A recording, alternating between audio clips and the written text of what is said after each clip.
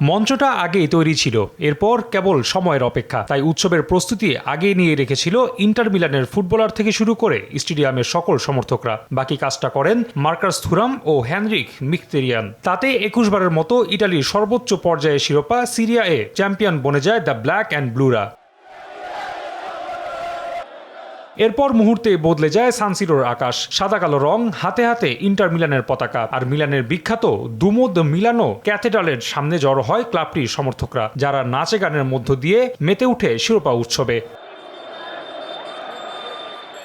২ বছর পর শিরোপা পুনরুদ্ধার করে যেন উন্মাদনা ছড়িয়ে পড়েছে ভক্তদের মাঝে।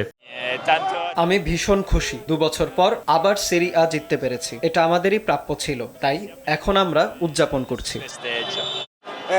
আমি আমার প্রিয় দলের ২১তম শিরোপা উদযাপন করতে এখানে এসেছি। এটা একদমই ভিন্ন রকম অনুভূতি, আর আমি ভীষণ আনন্দিত, কারণ গত বছরের মতো কঠিন সময়ের পর আমরা আবারও শিরোপা জিতেছি। আমি ভীষণ খুশি।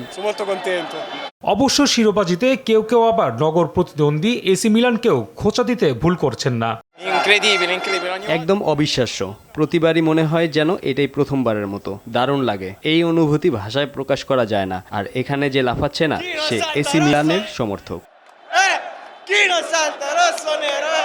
গত মৌসুমের হতাশাজনক সমাপ্তির ধাক্কা সামলে শান্ত ও স্থির নেতৃত্বে দলকে সাফল্যের পথে ফিরিয়েছেন কোচ ক্রিস্টিয়ান চিভু। সর্বশেষ আসরে মাত্র ১ পয়েন্টের ব্যবধানে লিগ শিরোপা হাতছাড়া করে ইন্টার। তাই সমর্থকদের কণ্ঠে ছিল তাকে নিয়ে প্রশংসা। আমি মনে করি এই শিরোপা জয়ে সবচেয়ে বড় কৃতিত্ব কোচ ক্রিস্টিয়ান চিবুর, যিনি গত মৌসুমে ভেঙে পড়া দলটিকে আবার অনুপ্রাণিত করে ঘুরে দাঁড় করাতে পেরেছেন। সিরিয়া এতে ৩৬টি শিরোপা নিয়ে সবার উপরে আছে জুভেন্টাস, এরপরই ২১টি নিয়ে ইন্টার, আর ১৯টি শিরোপা নিয়ে তালিকার ৩-এ এসি মিলান। রাফি আমিন, RTV।